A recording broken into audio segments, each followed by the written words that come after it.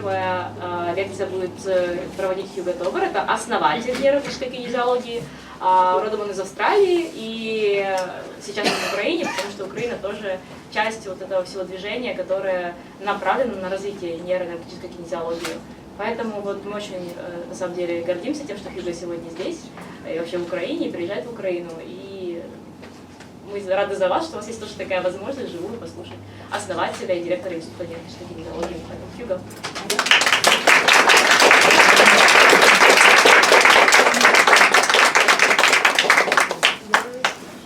Thank you, Daria. Спасибо, Дарья. Don't worry, I won't sing you happy birthdays. Не волнуйся, я не буду петь тебе с днем рождения.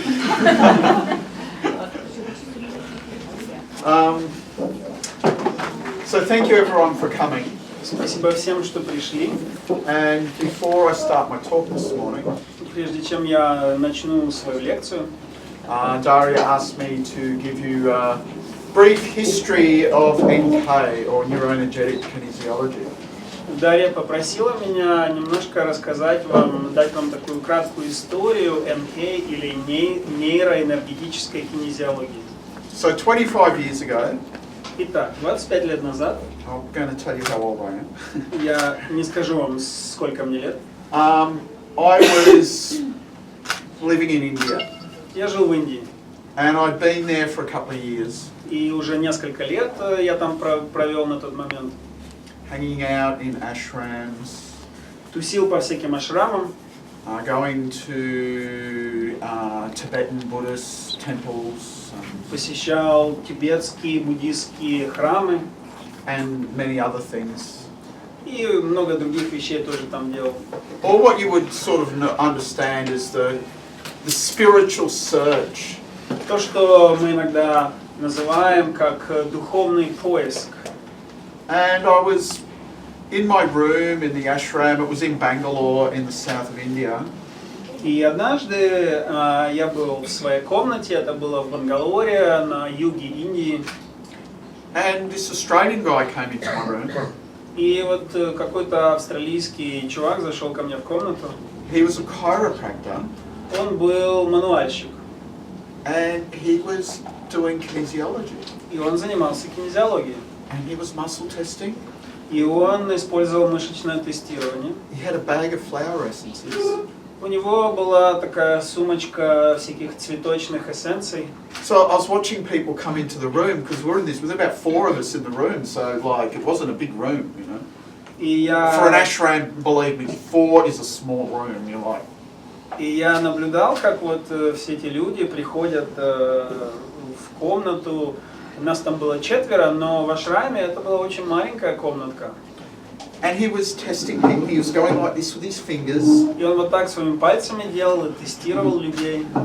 Now, those of you who know kinesiology actually knows what that means. Then I had no idea. I was just watching, like, oh yeah, И wasn't that interested.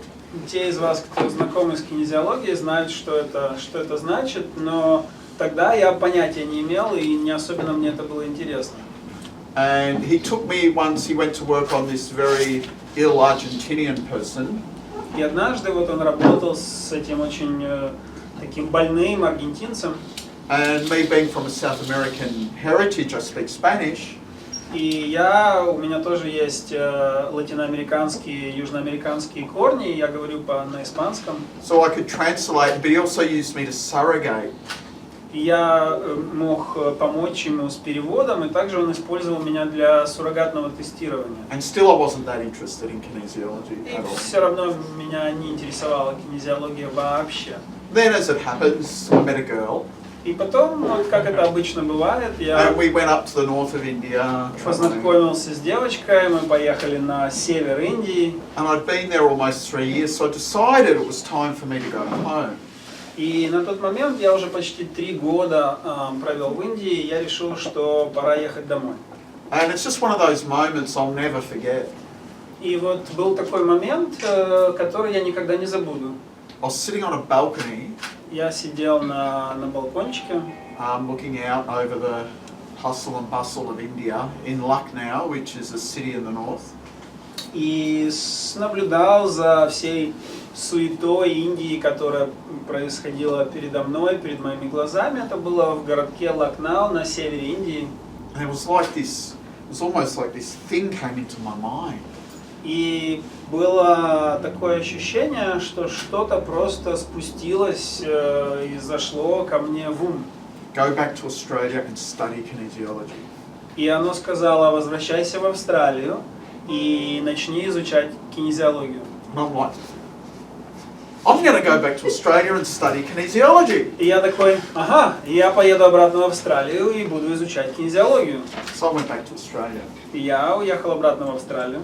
And as one thing leads to another, I started studying kinesiology. И одно за другим я начал изучать кинезиологию. But as things happen, Но вот как обычно бывает, I got back to Australia, я вернулся в Австралию, met another girl. встретил другую девочку. We had 2 babies. У нас случилось 2 детей. So I'm there studying kinesiology. И вот я изучаю кинезиологию. I had no money after 3 years in India, no money. После 3 лет в Индии у меня вообще не было денег. Lucky she brought her credit card debt with her, so that was no money either. И на мою удачу она принесла в отношения своей кредитной карточки с большими долгами, так что у нее тоже не было денег. So we're there like, I'm trying to study kinesiology, babies, trying to work, trying to pay the rent, trying to eat, you know. И вот я в этой ситуации, я пытаюсь изучать кинезиологию, эти дети здесь еще, я пытаюсь платить как-то за аренду, работать, зарабатывать деньги. And I'm sure all of you that have studied kinesiology understand it's quite a commitment as terms of money and time you have to put in. И как те из вас, кто занимаются кинезиологией, вы знаете, насколько сколько это требует вложений, денег и времени. And so I get it, you know, when people say, oh, I'm studying kinesiology, I have to spend all this money, I have to travel here. Believe me, I did it too. И поэтому я очень хорошо понимаю, когда люди говорят: вот, я изучаю кинезиологию, мне нужно вот туда поехать и туда поехать и тратить все эти деньги. Я был там, я очень хорошо знаком с этим. But it doesn't matter. Somehow if you need it, it's there. You manifest, you know. Но это не важно, потому что когда вам действительно это нужно, каким-то образом вы находите деньги, это все происходит, случается. So I did my 2-year diploma. Итак, я получил свой диплом, на это ушло 2 года. I've always been a little bit of an outsider, so I wasn't really, you know, I was just sort of always sitting at the back, at the side, you know. Я всегда так немножко не вписывался, немножко сторонился всех остальных, я где-то в сторонке сидел. And I had the fortune of being taught kinesiology by Charles Krebs. I think some of you, he comes over to Russia, I think some of you might have trained with him. И мне повезло в том, что одним из преподавателей у меня был Чарльз Крэбс. Некоторые из вас, возможно, знакомы с ним. Он также, по-моему, в Россию приезжает, что-то преподает. And I'd watch him do things like demonstrations in class. И я наблюдал за его демонстрациями в классе. And I thought, oh, you could do it this way, or you could do it that way, and you know. I would just see different ways you could do things. И я думал, ага, вот можно еще вот так сделать, и вот так сделать. Я начинал видеть, как это можно делать по-другому. And then, towards right at the end of the 2-year diploma, every like month or two we'd have an assessment. And he assessed me for the first time, like we'd have different people assessing us, and it was just really the luck of the draw who you got to assess you, but it was the first time he assessed me. И вот во время этого обучения у нас каждый месяц у нас был такой некий процесс оценки нашей успеваемости, и каждый раз это были разные преподаватели, которые оценивали. И вот к концу этой 2-годичной программы мне повезло, что я попал, моим оценщиком был Чарльз Крэбс. And so he taught me applied physiology. Вот он научил меня прикладной кинезиологии. And just out of the blue, he asked me something. So at the end of the second year, he asked me to show him something from the beginning of first year of training. I'm like, oh. И вот как-то так случилось, что в конце второго года он попросил меня показать ему что-то, что давали в начале первого года обучения. And it's just one of those moments that change your life. Это вот один из тех моментов, которые меняют жизнь. And you know, when you ask him, why did you do that? And he doesn't know, he said it came out of him, you know. И вот когда я его спросил, почему, зачем он это сделал, он сказал, я не знаю, это просто вырвалось. And so I showed him, because I'd watched him, so I'd figured a way where you could actually very accurately find the range of motion, you know. So I showed him, oh, this is how I do it, you know. И потому что я обнаружил, как можно очень так точно определить такой некий диапазон движения. И я показал ему, вот смотри, вот я это вот так делаю. So he goes, can you do that again? И он говорит, покажи еще раз. So I did it again. И я снова это сделал. Can you do that one more time? Он говорит, можешь еще раз? I did it one more time. И я еще раз это сделал. And he's writing away. И он записывает.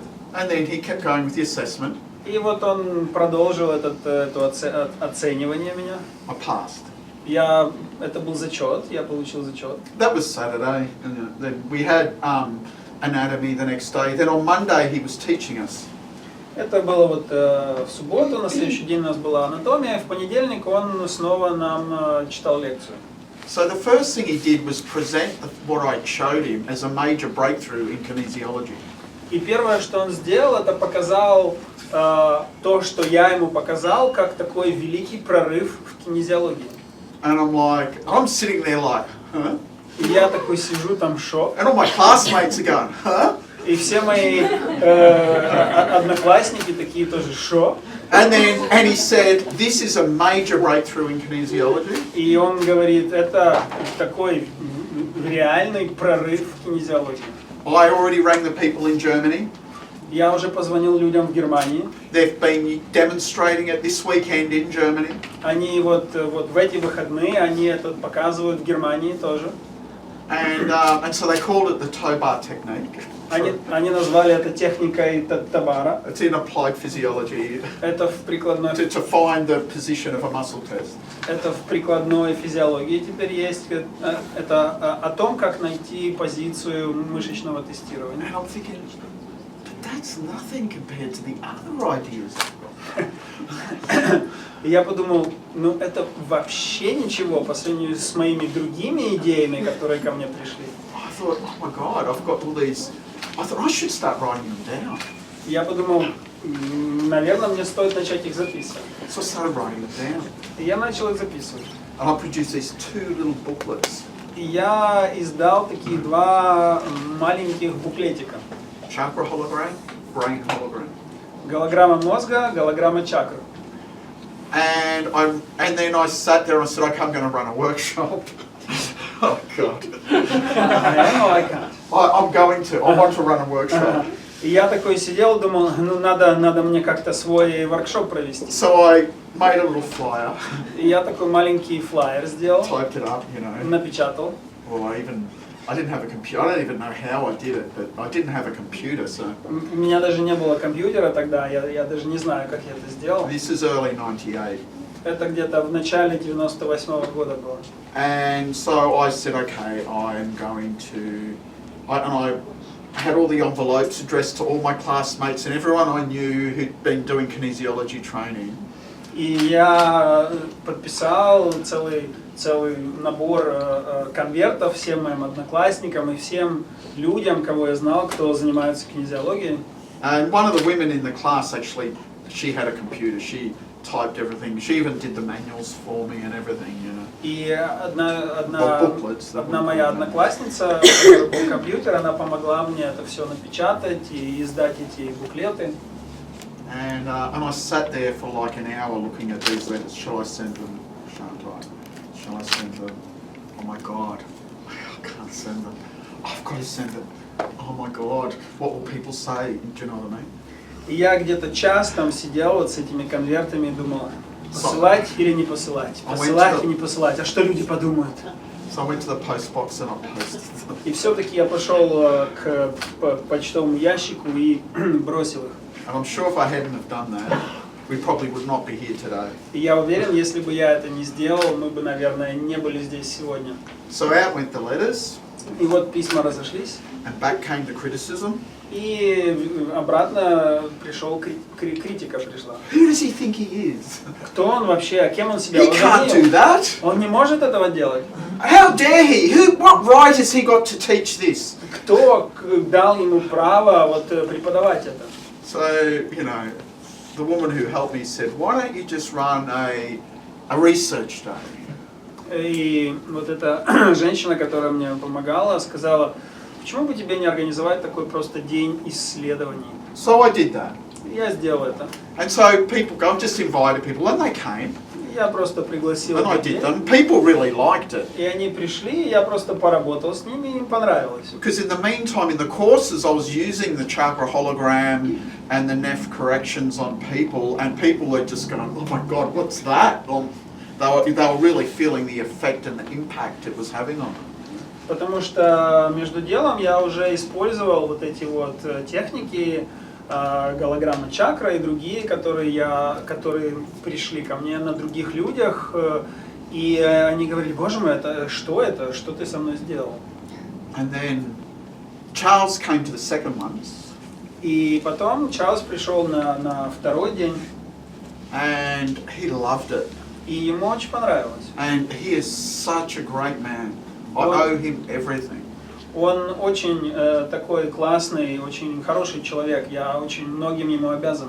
And he said, okay, this by now it was coming into late '98, and he said, because I was doing the LEAP training, he said, I give you workshop for half price if you promise in March '99 you go to Tucson, Arizona and present at the Applied Physiology Conference. И это где-то уже был конец 98-го года, и я учился в программе LEAP, и Чарльз сказал мне, я вот следующий курс даю тебе за полцены, если в следующем году, в 99-м, ты приедешь в Аризону и представишь вот свои находки на конференции. So I went. И я поехал. And by then I'd actually put the brain hologram into a workshop. И к тому времени я уже оформил голограмму мозга в отдельный воркшоп. And I teamed up with one of the people from the college, Kerry McFarlane, to do the chakra hologram because she'd done all this research on the chakras and all the layers and what it meant, but had no framework to show people, and I'd done the framework with a formatting system, so we just joined it together, so we co-authored the chakra hologram. И для курса голограмма чакр я объединил свои усилия с Керри Макфарлейн, потому что она к тому времени уже, у нее был весь материал про чакры, но не было какой-то такой конкретной методики, чтобы с этим работать. А у меня к тому времени уже была методика с форматированием выработанная, но не было всего материала про чакры. И мы вместе объединились и выпустили методичку про голограммы чакр. And so I went to Tucson. И я поехал в Тусон, Аризона. And then there were the owners of the big institutes in Europe there. И там были основатели, владельцы больших институтов из Европы. And especially Alfred Schatz from Germany. И в частности Альфред Шац из Германии. They've got the world's largest kinesiology institute there. У них там самый большой институт кинезиологии в мире. 400 to 500 courses a year. 400-500 курсов каждый год у них там проходит. And he said, "You're coming." И он сказал, ты приедешь к нам. And I've been going ever since. И вот с тех пор я туда езжу.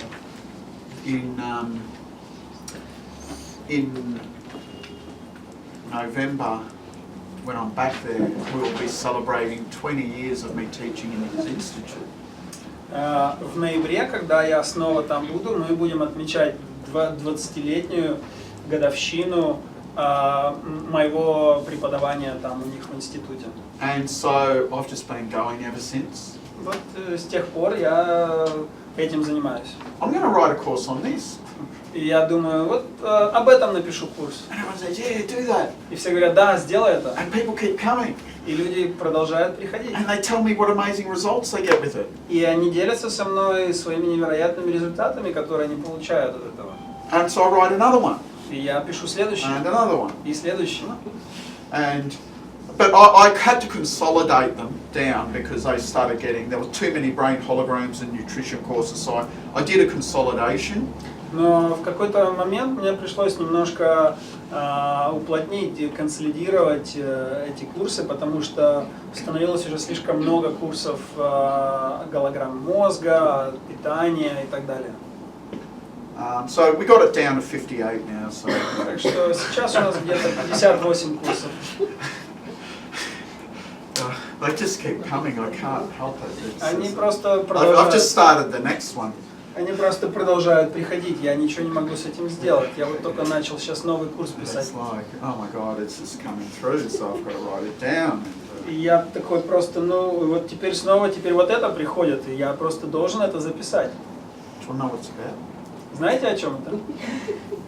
It's about the breast and formatting the female breast and the issues that women have around that with too much estrogen. So it seems to be a big problem these days. So. Это про женскую грудь и вопросы, проблемы, которые возникают у людей, у женщин с грудью, и когда слишком много эстрогена в системе. И вот такой курс сейчас приходит. Вот это будет следующее. А после этого еще что-то придет. Я не знаю. Anyway, I mean, I don't know, that's the history, that's how I got here, and you know, a few years ago I was teaching this really advanced pathology course.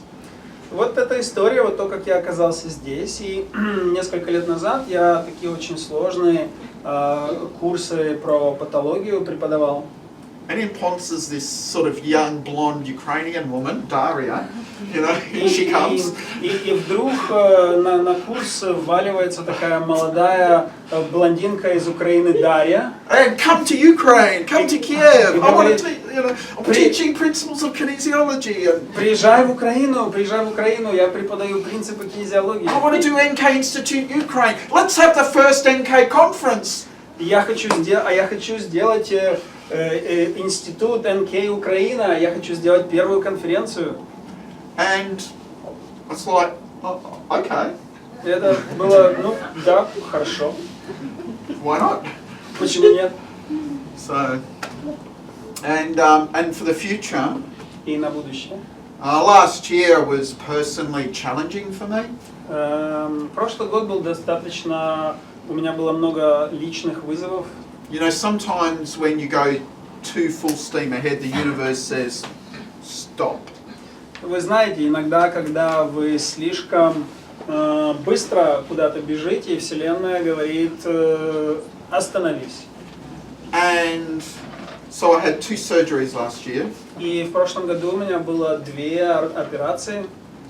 And I go, oh, time to slow down, time to give up control, time to let NK evolve to the next level.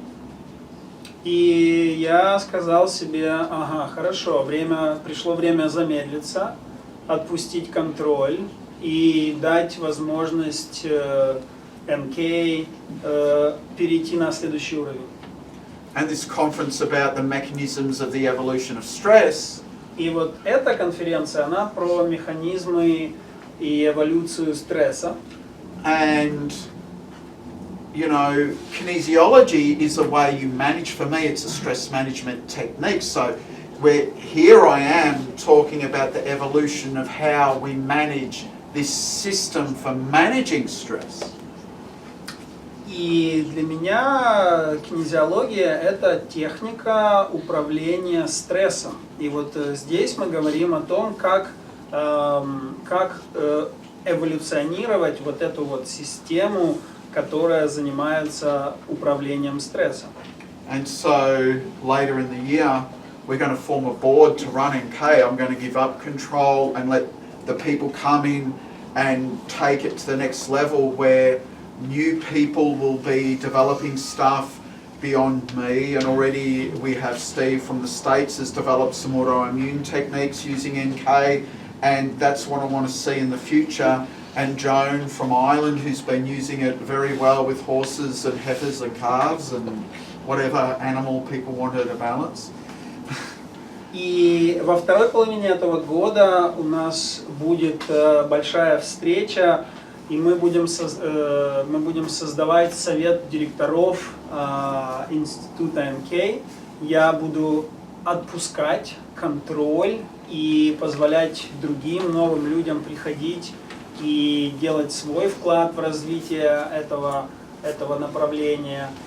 И вот уже появляются такие люди, как Стив, который разработал свою технику, связанную с иммунной системой, и Стив из Соединенных Штатов, Джоан из Ирландии, которая работает с животными, с лошадьми и другими животными в кинезиологии.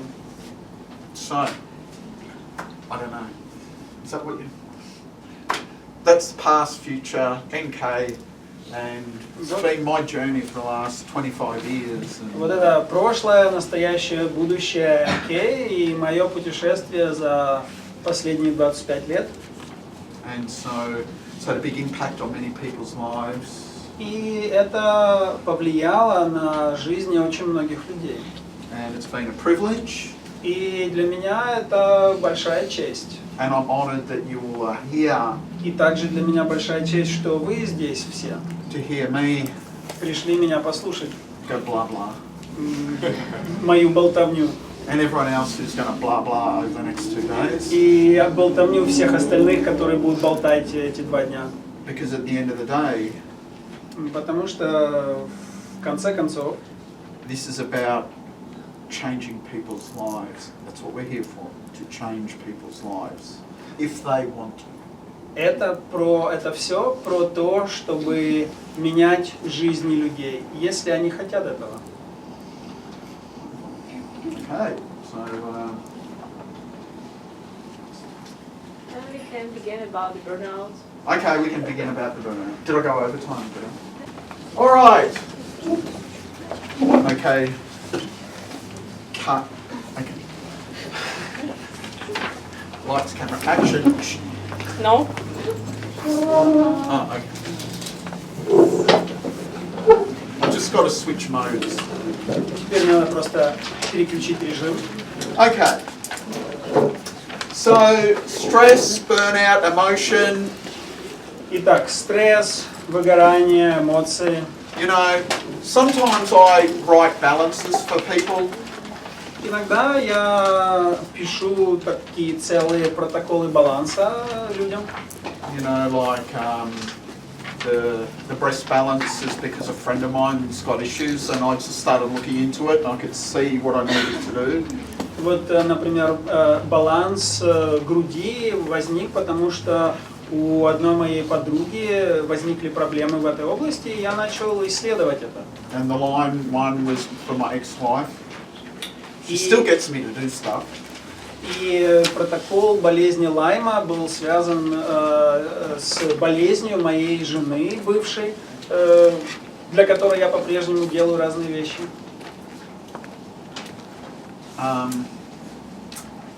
But this one I wrote for me.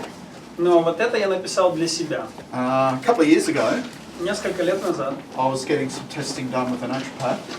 я делал некоторые тесты с натуропатом. And they started testing my DHEA and cortisol. И они тестировали мой уровень кортизола и DHA. DHEA. Dehydroepiandrosterone. Вот это слово. Yeah. At least I didn't say temporopolar peripolar cortex. DHA. Dehydroepiandrosterone. Альдостерон. No, dehydroepiandrosterone. Окей, нормально. It's an adrenal cortex hormone. Это один из гормонов Дегидрокоцин. надпочечника. Ладно. Okay, anyway. So my levels were low. И мой уровень был довольно низким. It's the 21st century. I kind of feel weird if a phone doesn't go off while I'm talking. It's like, you know, it sort of makes me feel like, oh, I'm in the 21st century. 21 век. Я иногда даже начинаю чувствовать себя странно, если у кого-то не зазвонит телефон. So my levels of cortisol and DHEA were very low. И вот мои уровни кортизола и DHEA были довольно низкими.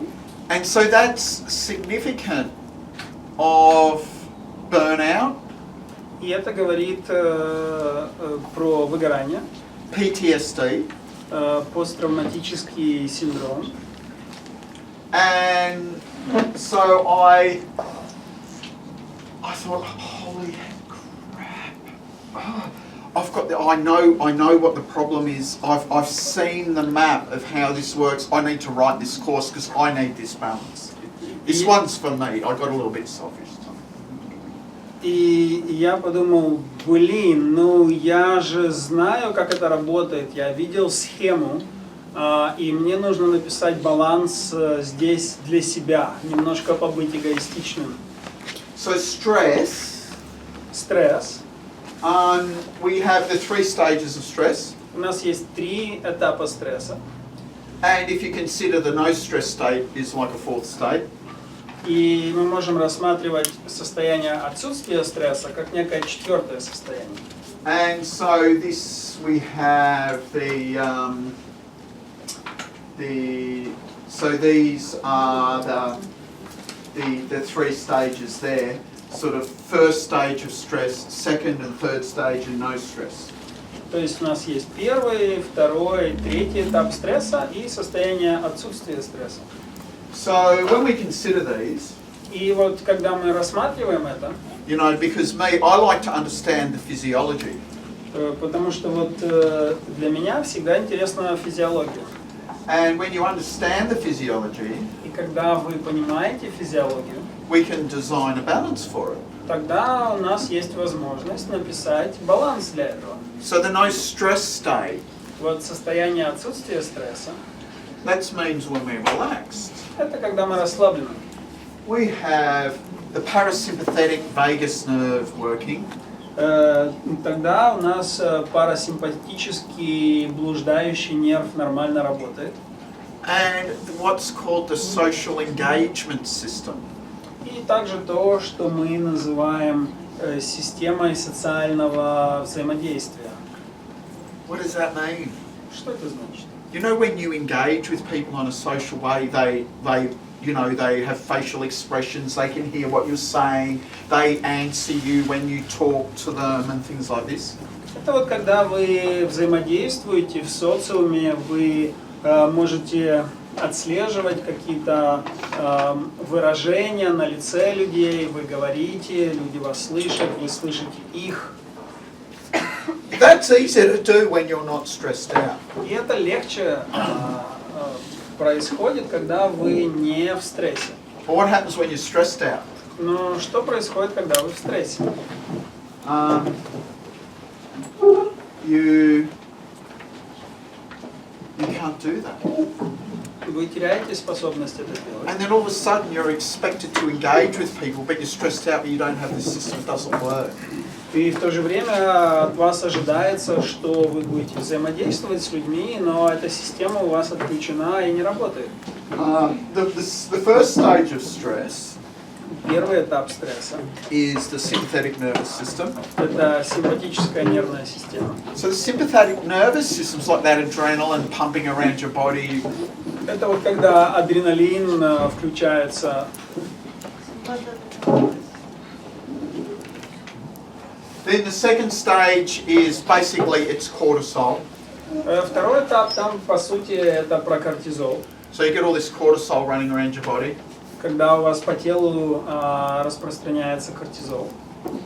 And then the third stage, И третий этап. and this is what was interesting to me. И вот здесь мне было интересно. Because we used to just say, oh yeah, well you got burnout, it's the exhaustion phase, they call it, in 3 stages of stress. Потому что вот раньше мы просто говорили, ну да, ты выгорел, у тебя произошло выгорание. И это то, что вот в этих 3 этапах стресса, то, что называется уже такое истощение. But what's the mechanism Но какой там механизм? of actually the systems shutting down? Какой там механизм работает, когда вот система сворачивается, выключается? So I looked at that. И я посмотрел на это. We had the unmyelinated vagus nerve from Porges' polyvagal theory. И там у нас фигурировал не миелинированный блуждающий нерв из теории Порджеса. Демиелинизация. Мы все Это в курсе, истощение всё общие миелиновой комментарии. оболочки. Да, именно это. Демиелинизация. Reverse T3 hormone, Обратный гормон Т3, adrenal fatigue or low cortisol levels, истощение надпочечников или низкий уровень кортизола, burnout, выгорание, PTSD, посттравматический синдром. kaput, Капутский. kaputski. Капутский. What's it say in Russian? Kaputski. Ну, так. Okay. Say kaputski. And so let's have a look at that. Давайте рассмотрим это. But I also want to talk about emotion. Но также я хочу поговорить про эмоции. So what is the possible outcomes of an emotional experience?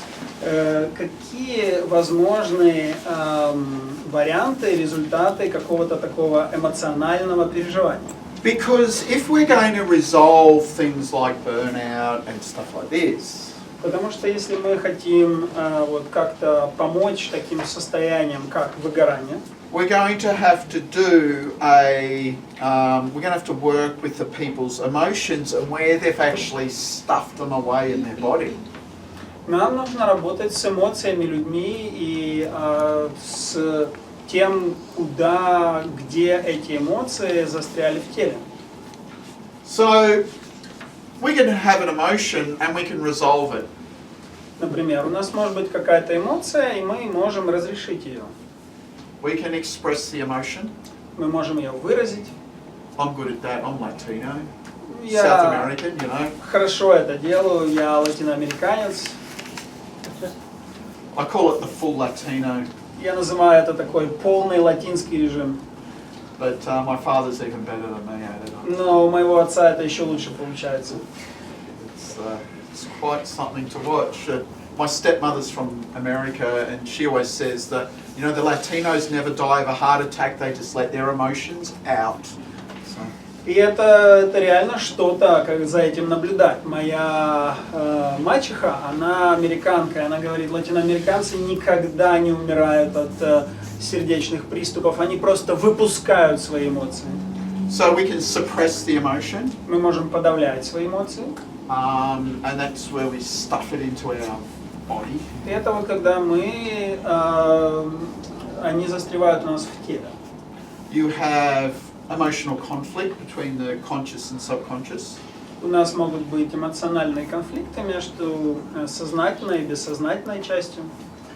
We have the unconscious emotions, У нас могут быть неосознаваемые эмоции. and we can also, we've got this history where we can have a look at the emotional history of our emotional experiences. И также мы можем посмотреть на историю наших эмоциональных переживаний. So, continuing on from that, И вот продолжая эту тему, We have the polyvagal theory I mentioned before from Porges. И также у нас есть вот эта вот поливагальная теория Порджеса, о которой я чуть раньше говорил. And he talks about these three stages of the vagus nerve. И в ней он рассматривает вот эти три различные этапа или состояния блуждающего нерва. The first stage is this primitive unmyelinated vagus nerve. Первое состояние это, или первый этап, это вот примитивный как еще раз, Дезмеленизация. Или демеленизация просто. Это не про это. Немеленизированный блуждающий нерв. Нет, он Well, you know what he демеленизирован, он means. потом истощается. He knows what he means. You know what he means. No myelin.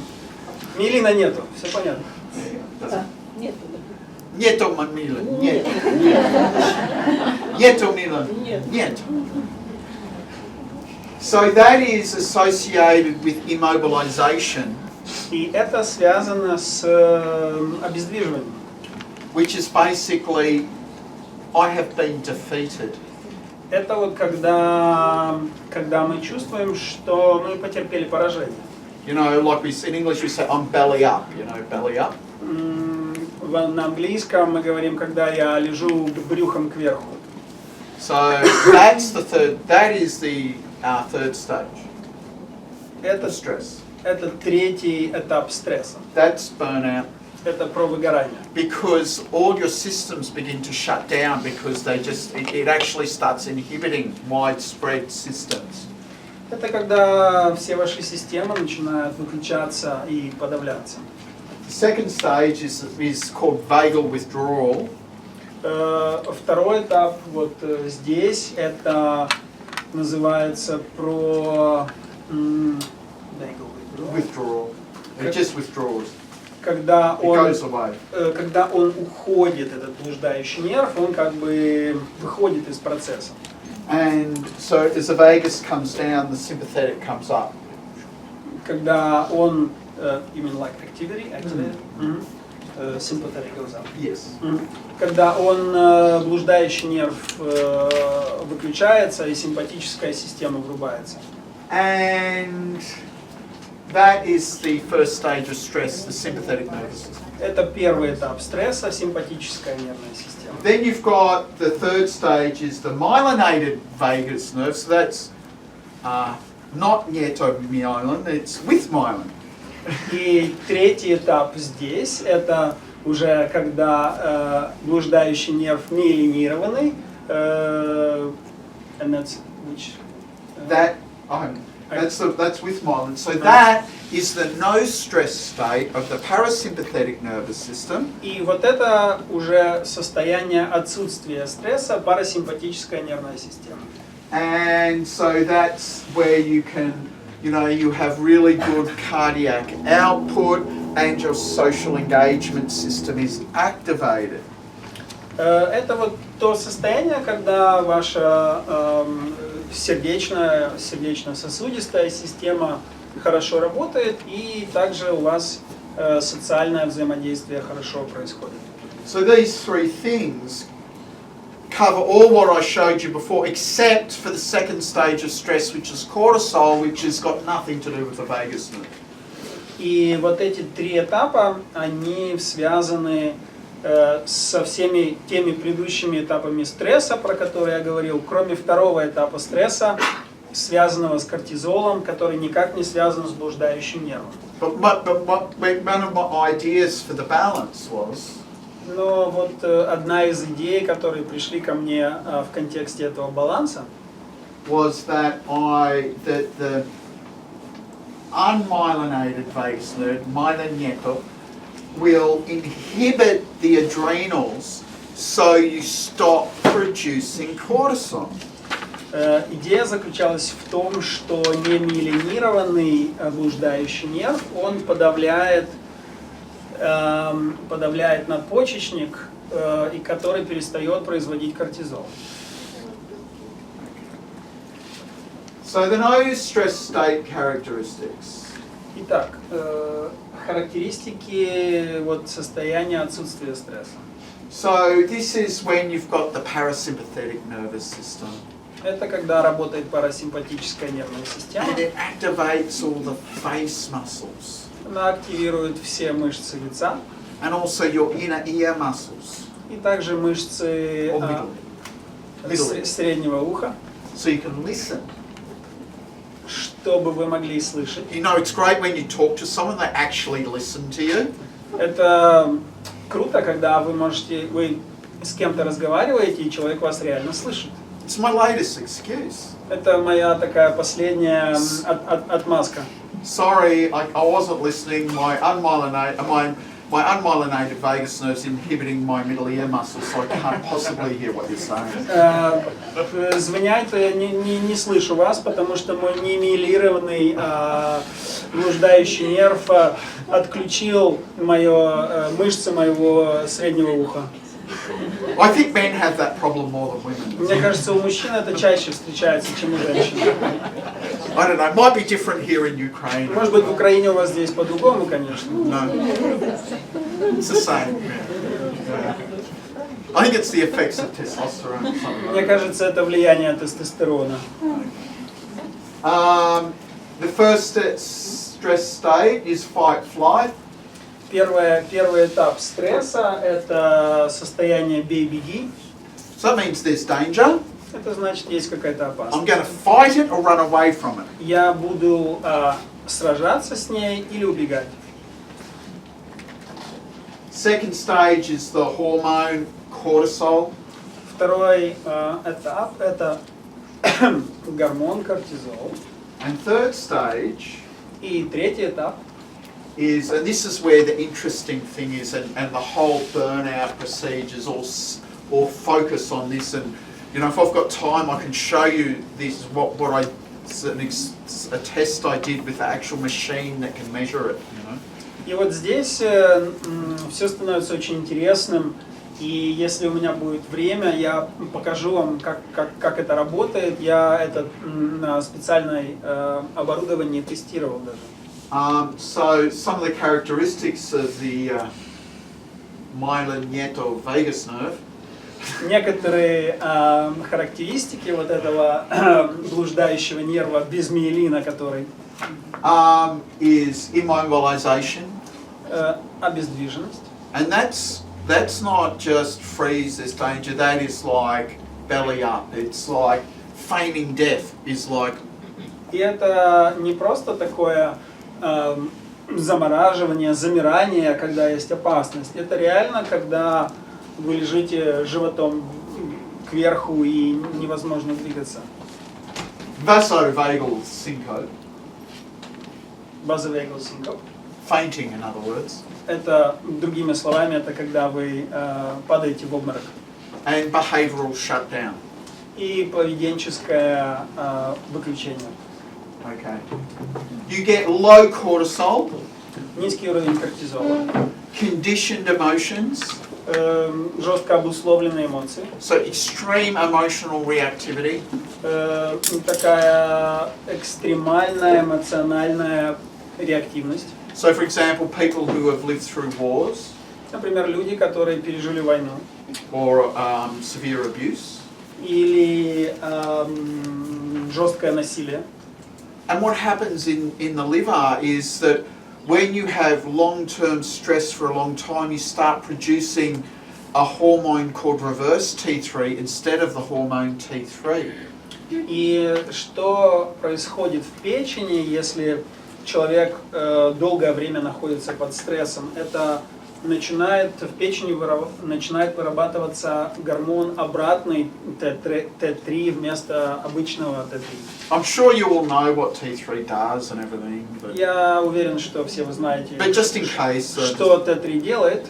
As a real summary, it stimulates your metabolism all over your body. Но на всякий случай он стимулирует ваш обмен веществ по всему телу. It's produced in the thyroid gland. Он вырабатывается в щитовидной железе. So reverse T3 actually blocks the action of T3. И вот этот обратный Т3, он блокирует Т3. So this leads to burnout, Это приводит к выгоранию, trauma, травме, and post-traumatic stress disorder, расстройством посттравматическому синдрому.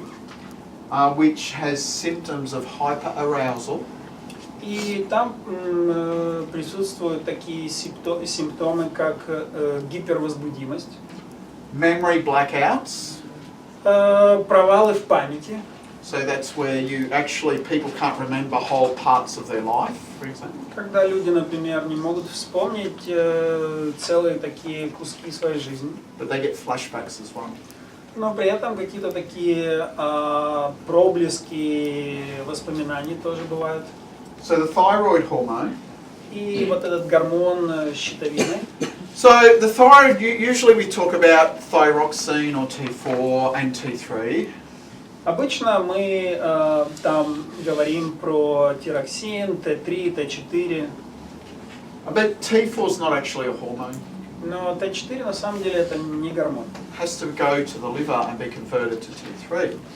Он идет в печень и там конвертируется в Т3. Okay. And otherwise, if we just produce T3, we'd be all like hypothyroid. Потому что если бы мы вырабатывали только Т3, мы бы были постоянно в таком гиперщитовидном состоянии. So it's the way our body regulates it. Это то, как наше тело балансирует это. But under stress, we start producing a different enzyme. Но когда мы в стрессе, мы начинаем вырабатывать его другие ферменты. And then the reverse T3 comes up and the T3 goes down. И тогда обратный Т3 начинает увеличиваться уровень, и Т3 уменьшаться. And then they start competing for the receptor. И они начинают конкурировать за рецепторы. T3 activates this receptor Т3 активирует рецептор, and reverse T3 blocks it. а обратный Т3 блокирует. And so, which means it's kind of a double whammy. И это такой двойной удар получается. Okay, so some of the things that the thyroid has lots of effects on growth, tissue metabolism, very important in development. И щитовидная железа влияет на многие процессы, такие как рост, развитие. So it's produced, the thyroid hormones are produced from the amino acid tyrosine and iodine. И эти гормоны вырабатываются из тиросина и Iodine. и йода. And so T3 has 2 tyrosine and 3 iodine. Т3 состоит из двух тиросина и одного йода. And T4 has 2 tyrosine and 4 iodine. И у Т4 есть 2 тиросина и 4 йода. And T3 is the hormone. Т3 является гормоном. It has a receptor. У него есть рецептор. T4 is not a hormone. У Т4 не является гормоном. It has to be converted. Он должен быть конвертирован. It's our safety mechanism. Это наш такой механизм безопасности. Doesn't that just get you excited when you see pictures like that? It's like... Правда, вы сразу начинаете возбуждаться, когда вы видите такие картинки.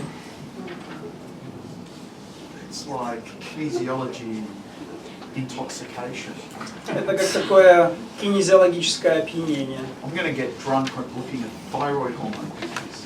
Я просто пьянею, когда смотрю на картинки гормонов щитовидной железы. But anyway, basically what this is a summary of, the iodine comes in. Ну, по сути, это просто такой обзорная картинка, там, где йод заходит. And over here you've got your tyrosine, there's all these rings.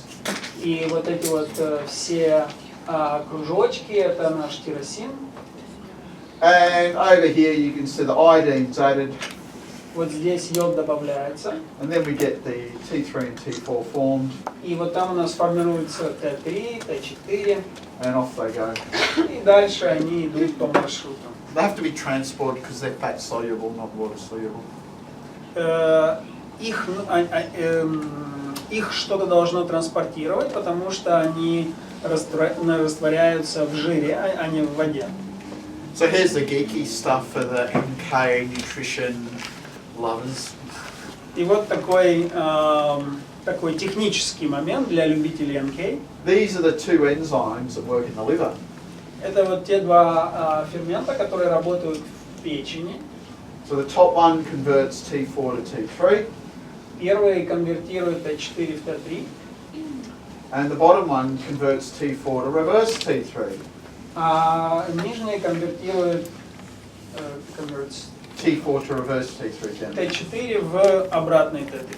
The RT3 is reverse T3. And so this is the difference. И вот разница вот здесь. See, the iodine gets taken off here Вот здесь отсюда забирается йод in T3. в Т3, In reverse T3 gets taken off there. а в обратном Т3 он вот там забирается. Very subtle difference, Очень такая небольшая разница, but makes all the difference. но приводит к огромным последствиям. Oops, wrong button. This one activates the receptor, that one blocks the receptor. Первый активирует рецептор, а второй блокирует. Why do we have reverse T3? I mean, I'm like, what the hell? Why have we even got this? I mean, you know, come on, God, why are you going to put this gene in our body to produce this hormone? It's got to have a use. И зачем вообще нам обратный Т3? Я вот когда смотрел на это, я подумал, вот Бог, зачем ты дал нам вот этот вот вообще гормон? Он же должен что-то делать. Turns out, Оказывается, it's produced a lot in embryonic life. он много этого гормона вырабатывается в эмбрионном периоде. Because that stops it for having too much T3 while the embryo is developing. Потому что он не дает слишком много Т3 выработки Т3, когда ребенок развивается. But it's also produced when we go into burnout and when we're crashing and burning. Но также он вырабатывается, когда мы реально выгораем и разваливаемся. So this is what happens. This is a little diagram. И вот это то, как это работает. So in the thyroid we produce T3 and T4. В щитовидке мы вырабатываем Т3, Т4. T3 is the hormone.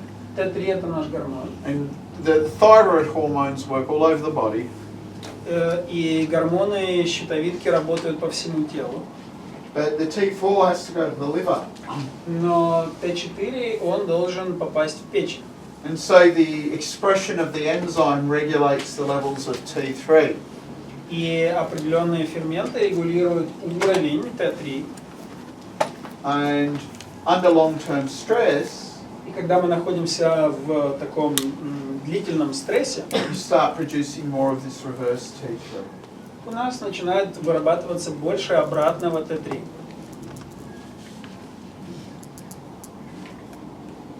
So, anyway. Unmyelinated vagus nerve. Итак, снова наш... So that's one point of burnout.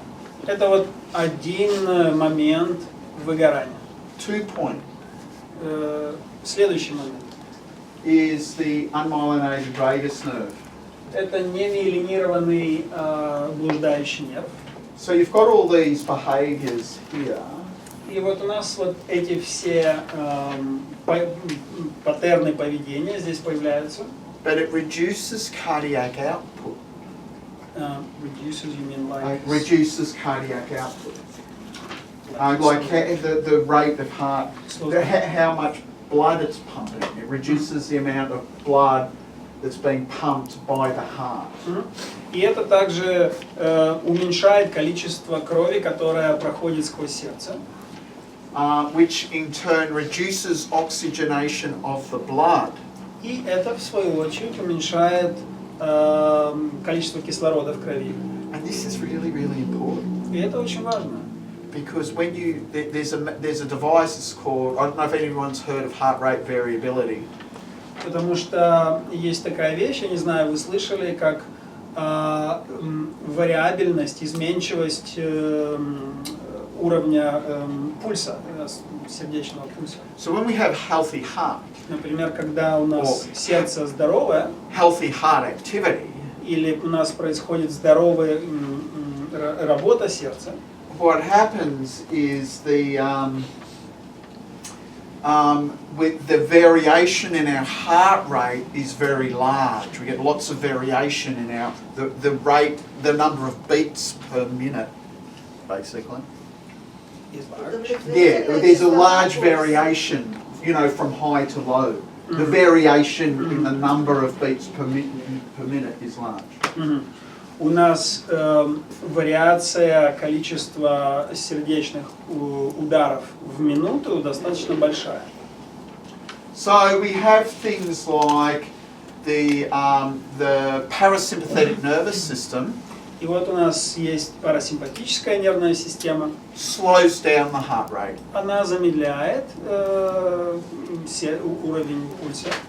The sympathetic nervous system Симпатическая нервная система, speeds it up. она ускоряет. So the sympathetic nervous system is not always a bad guy. И симпатическая нервная система это не всегда плохо. Sometimes you need your heart rate to increase. Иногда вам необходимо увеличение пульса. And so the rate that we slow our heart rate, they call it the Vagal Brake. It's like, you know, when you're driving in the car and someone pulls in front of you and you want to go, and you want to go, stop. You know, if that can happen really fast, that's a healthy heart.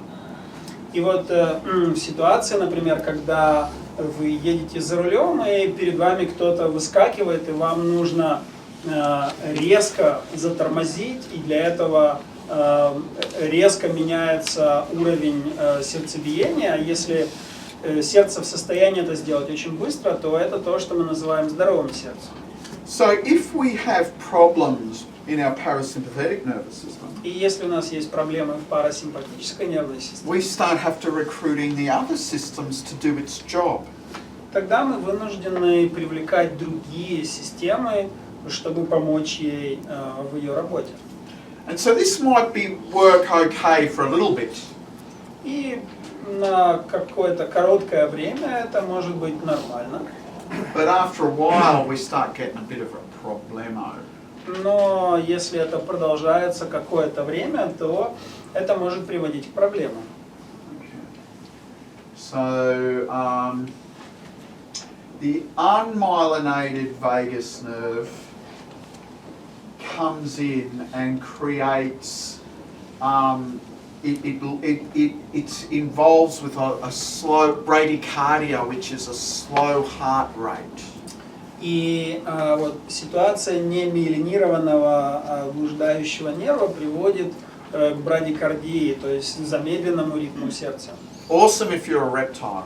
Это совершенно потрясающе, если вы рептилия. Like I'm from Ecuador. Например, я из Эквадора. And when I go, you know, go to the Galapagos Islands, I haven't been in the Galapagos. И когда я... You have been? Yeah. Oh, many times, yeah. Я когда езжу на Галапагосские острова, And they've got these marine iguanas, you know. и там такие есть игуаны, Incredible animals. они невероятные. They go diving down into the ocean to eat seaweed. Они ныряют глубоко в океан за морской капустой. Because they've got this awesome unmyelinated vagus nerve can completely shut down only the systems they need to go down, have a feed, and then come back and then sit in the sun. You know? Потому что у них есть этот потрясающий немиелинированный блуждающий нерв, который позволяет им отрубить все системы, которые им не нужны, пока они там собирают эту морскую капусту, а потом они поднимаются обратно и сидят на солнышке. So remember how I told you that this part of the vagus nerves reduces oxygenation of your tissue. И помните, я только что сказал, что вот эта часть блуждающего нерва, она уменьшает насыщение кислородом ваших тканей. And they have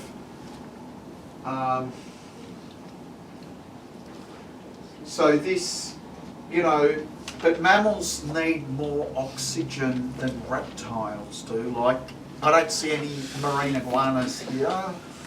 Но млекопитающим необходимо больше кислорода в тканях, чем рептилиям. Я не вижу здесь никаких морских игуан. So what would happen would be that if we did have this, if we had these issues of an overactive unmyelinated vagus nerve, we start really shutting down the oxygenation. It starts getting a very difficult health problem, and your heart age, you start being older than you actually are.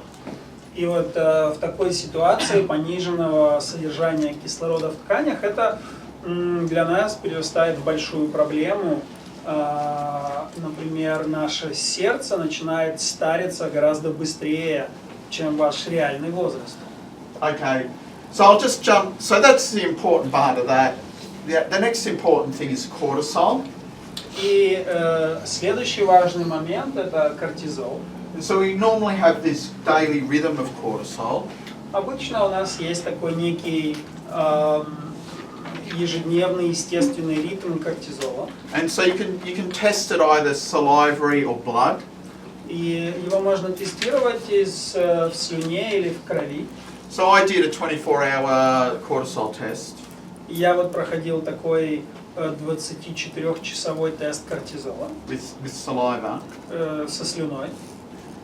And my 3 out of 4 were И kaputski. мои 3 из 4 были достаточно грустными. So I wrote this balance. И я написал этот баланс. So how are we going to approach it with kinesiology? И как мы работаем с этим в кинезиологии? Well, we can balance cortisol production in the cortex. Первое, мы можем сбалансировать выработку кортизола в коре. In the adrenal cortex. So reverse T3 receptors, unmyelinated vagus nerve. В коре надпочечников. Это будет работа с обратным Т3 рецепторами и с немиелинированным блуждающим нервом. Well, we definitely balance the heart and lungs. Однозначно нам нужно сбалансировать сердце и легкие. Again, reverse T3 receptors, unmyelinated vagus nerve. И снова опять-таки работаем с обратным Т3 рецепторами и с немиелинированным блуждающим нервом. This is the meridian time of day, so we can use that information in the balance, the time of day. Это различные часы работы в течение дня различных меридианов. Мы тоже можем это использовать.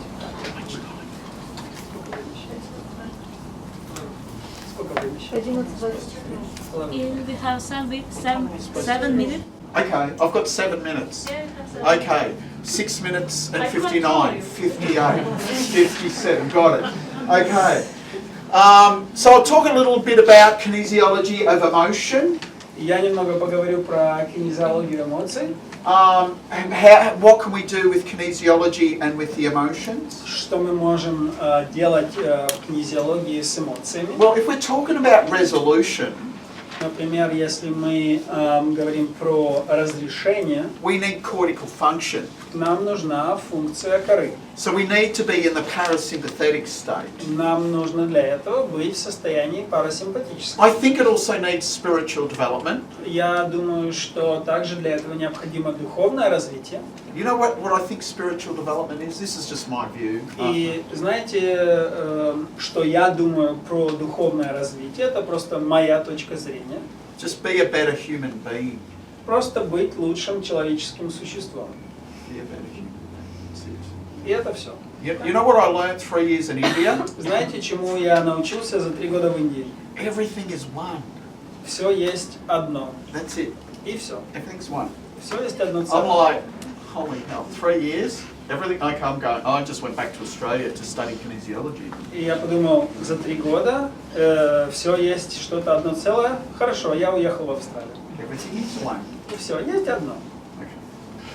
Emotional expression. Эмоциональное выражение. So this is the sympathetic nervous system. This is the full Latino. This is like, don't give me the shit. Это вот симпатическая нервная система, это такой полный вариант латиноса. Не нужно мне это дерьмо давать. I mean, I can do some great work, but I can tell you, I can be just as average as the next guy. Get me in my Latino, and you'll think, И вы знаете, я могу очень хорошую работу с собой проделывать, но в другой момент дайте мне какую-то подачу, я буду такой же горячий латинос, как и любой другой чувак. The subconscious emotional suppression. This actually gets suppressed into our muscle. Подсознательное подавление эмоций, это когда это все уходит в мышцы. So that can be our body, our skeletal muscle. Это могут быть наши мышцы, связанные со скелетом. But it also can be our smooth muscle in our organs and glands. Но также это могут быть часть гладкой мускулатуры органов и желез.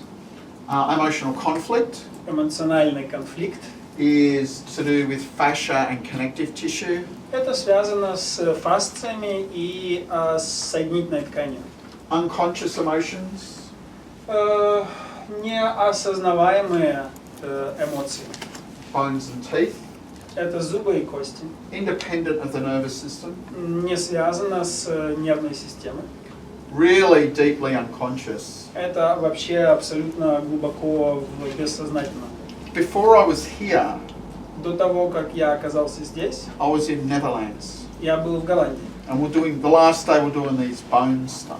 И вот в последний день мы там работали с костями, And I did this demonstration. и я проводил демонстрацию. And this woman had this massive release on the table. It was huge. И с женщиной прямо на столе случилось такое мощнейшее выход чего-то. And still to this day she doesn't know what it was about yet. И она до сих пор не знает, о чем это было. It's unconscious. Поэтому это и в бессознательном. Our emotional history is stored in our head. Наша эмоциональная история сохраняется в наших волосах. I just had my hair cut. Я недавно I had to постригся. get rid of a few emotions. Нужно было немножко избавиться от эмоций. But I found this cool barber here in Kiev, and they do great haircuts. И я такого классного парикмахера здесь в Киеве нашел. Он так классно стрижет. So I always go when I go. Я всегда к нему хожу, когда я приезжаю. Well, I hope you like my haircut. И я надеюсь, вам нравится like моя it. стрижка. No, you don't. Okay. So some examples of how we can balance emotion and stress, but what I would like to show you, И что я сейчас хотел бы вам показать, this study I did with heart rate variability machine. это вот небольшое исследование, которое я провел вот с этой машиной, которая измеряет вариабельность сердечного ритма. So 67-year-old male. Мужчина, 67 лет. I did 2 tests with the machine. 2 теста я проводил на этой машине. 38 minutes apart. Между ними было 38 минут. I did the unmyelinated vagus nerve cardiac ganglion balance from the burnout. I just did the one that targeted the heart because we're looking at the heart. И между этими тестами я сделал ему баланс немиелинированного блуждающего нерва, связанного с сердечной ганглией, вот конкретно направленным на то, с чем у него была проблема. And that's the scanner I used. Это вот тот сканер, который я использовал. So I did the deep breathing test. И я провел с ним тест глубокого дыхания, which tests the current state of the parasympathetic nervous system. который тестирует текущее состояние парасимпатической системы. And we did 3 parts of the vagal braking system. И мы также тестировали 3 части вот этой тормозной системы блуждающего нерва, Which is about how the rate of slowing down the heart rate. это про ритм замедления, насколько сердечная активность может замедляться. So we did flexibility, tone, dynamics. Мы проверяли гибкость, тональность, динамику. So you can see this is the flexibility. Вот это про гибкость. So this is the maximum and minimum heart rate. Это про минимальный, максимальный сердечный уровень. So if you've got a good variation, Если у вас есть хорошая вариативность, that's healthy. So on the right is healthy, on the left is unhealthy. это здоровая ситуация. Справа это здоровая ситуация, слева это нездоровая. This is the dynamics. Это динамики. So this is the rate that your heart rate slows down. Это уровень замедления вашего сердечного ритма. Again, on the right, healthy, left, unhealthy. Справа здоровая картинка, слева нездоровая. And the tone. И тональность. This is just the average heart rate. Это просто средний сердечный ритм. Low is good. Низкий это хорошо. Results. Результаты. You can see this is before. Это до. And so this subject, he was at around 20% for men his age. He's in the 20%, which is really bad. Он по сравнению с другими мужчинами его возраста, он был, его результат был всего на 20%. Это очень плохо. After. После. Look at the difference. Посмотрите на разницу. You can see the raise in flexibility went up 45%. Вы можете увидеть, что гибкость увеличилась на 45%. Improvement of 45%, that's huge. Это очень значительное улучшение. The dynamics went up 73.8%. Динамика улучшилась на 73.8%. 73,8%. And the tone improved 36%. И тональность улучшилась на 36%. I mean, this is just one case study, but that's... Это просто один такой кейс. So this is before. Это до. I mean, this is almost flatlining. Это почти такая ровная линия на электрокардиограмме. That's after. Это после. You can see he's got a little bit more kink going on there. Немножко он оживился. And you can see the change. He's gone from, 18.6% to 63.8%, 17.2 to the 91, and 19.3 to 55. That's for men his age. И вот вы можете видеть, что у него результат улучшился с 18 на 63, с 17 на 91, с 19 на 55%. Это для мужчин его возраста.